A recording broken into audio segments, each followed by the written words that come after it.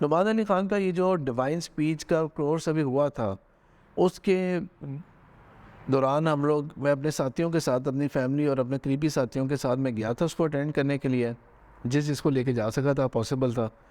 और उसके बाद वो अटेंड करने के बाद ये मेरा भी फ़र्स्ट लाइव सुनने का मौका मुझे मिला था नुमान अली ख़ान को, पहली दफ़ा देखा था लाइव। और उस सारे इवेंट के बाद, सारा अटेंड करने के बाद जब वापस जा रहे थे हम लोग, तो ज़ाहिर बात है दूर था, रास्ता लंबा था। उस दौरान डिस्कशन हो रही थी, हाँ जी कैसा रहा, कैसा सबका फ़ीडबैक है।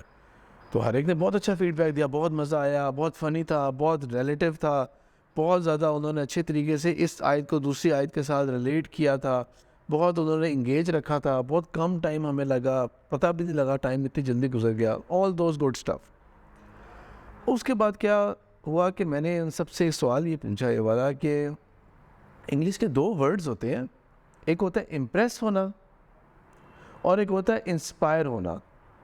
क्या मतलब है इन दोनों का? क्या फ़र्क है इन दोनों में? इम्प्रेस होना और इंस्पायर होना।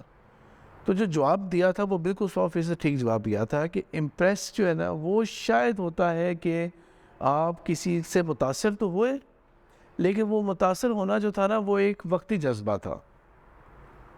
थोड़ी देर के लिए आप इम्प्रेस हुए थे उससे, आपको बहुत मज़ा आया, उसका इम्पैक्ट हुआ आपके ऊपर, और उसके बाद वो कुछ टाइम के बाद जाके ना वो जब अपने वैल्यू छोड़ देगा ना, तो वो सिर्फ एक अच्छी मेमोरी के तौर पे रह जाएगा, अदरवाइज़ उसका आपकी लाइफ में कोई और रोल नहीं रहा।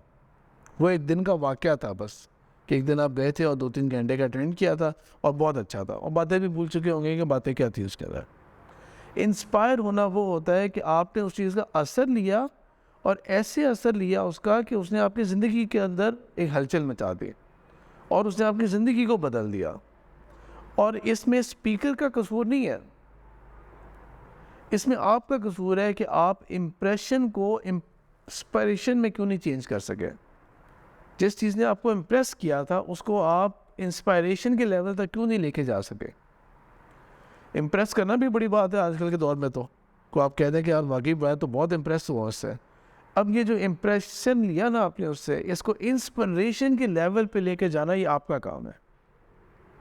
अगर आप नहीं लेके जाएंगे ना तो भूल जाएंगे आप, वो जज्बा भी चला गया, वो सब कुछ चला गया, आप कहेंगे हाँ यार बस बड़ा अच्छा वाक़या था। ये बिल्कुल उसी तरह ही होगा कि किसी से जाके पूछो कि यार उम्रा कैसा था, यार मज़ा आ गया था, उफ़ किस कदर दिल को लगी थी वो बातें, और कितना अच्छा जो है ना रूहानी वो था, और ये और वो सब बातें सारी फीलिंग्स बता के, और वो इम्प्रेस तो बहुत होके आ गए, लेकिन हफ़्ता, 10 दिन, 20 दिन, और अब मस्जिद में नमाज़ें पढ़ना भी छोड़ दिया उसने। अपने मोहल्ले में वापस आए जब अपने नेबरहुड में, और नमाज़ें पढ़ना भी छोड़ दें। तो आपने ख़ुद नहीं मेंटेन रखा उस चीज़ को। लाइकवाइज़ यहाँ पर मैंने एग्जांपल ये दी थी कि अगर आपने इंस्पिरेशन के लेवल तक अगर आपने करना है ना ऐसे, मेक एन एफर्ट। अब घर जाके भूल मत जाना ऐसे। अब आप सोचें कि आपने क्या करना है इसके लिए। अभी तो कोर्स चल रहा है, दोबारा जाए और लोगों को लेके आए। ये मेरी एफ़र्ट थी कि मैं आप लोगों को लेके गया हूँ, आप लोगों की एक एफ़र्ट होनी चाहिए कि अब आप किसी और को लेके जाएँ, अपने साथ लेके जाएँ आप। और ये कि अगर आपको इंस्पिरेशन हुआ ना इतना अच्छा, तो इंस्पिरेशन उसकी ये होगी कि आप जो है ना उनकी बातों को इस तरह याद रखें और उनकी वीडियोस और टॉक्स को आप इस तरह सुनना शुरू करें कि वो लाइफ चेंजिंग मोमेंट्स हो जाए वाले। वरना वो बातें जो है ना वो दोबारा कभी रिपीट होंगी ना ज़िंदगी में, आपको दोबारा इम्प्रेस नहीं करेंगी वो बातें। दोबारा सिर्फ आपको वो कनेक्ट करेंगे, हाँ हाँ ये बात मैंने पहले भी सुनी हुई है, बिल्कुल बिल्कुल ये बात मैंने पहले भी सुनी हुई है, उन्होंने ये बात की थी। दोबारा वो इम्प्रेस नहीं करेगी बात। इंस्पायर होना जो है किसी से, वो आपका अपना काम होता है करने वाला। तो अल्लाह ताला इस चीज़ की तौफीक दे मुझे, आपको, हम सबको, कि जब भी कोई ज़िंदगी में कोई अच्छा वाक़या, कोई अच्छी मोमेंट आती है ना, तो हम उसको मोमेंट को ना हम लोग डाइट डाउन ना होने दें।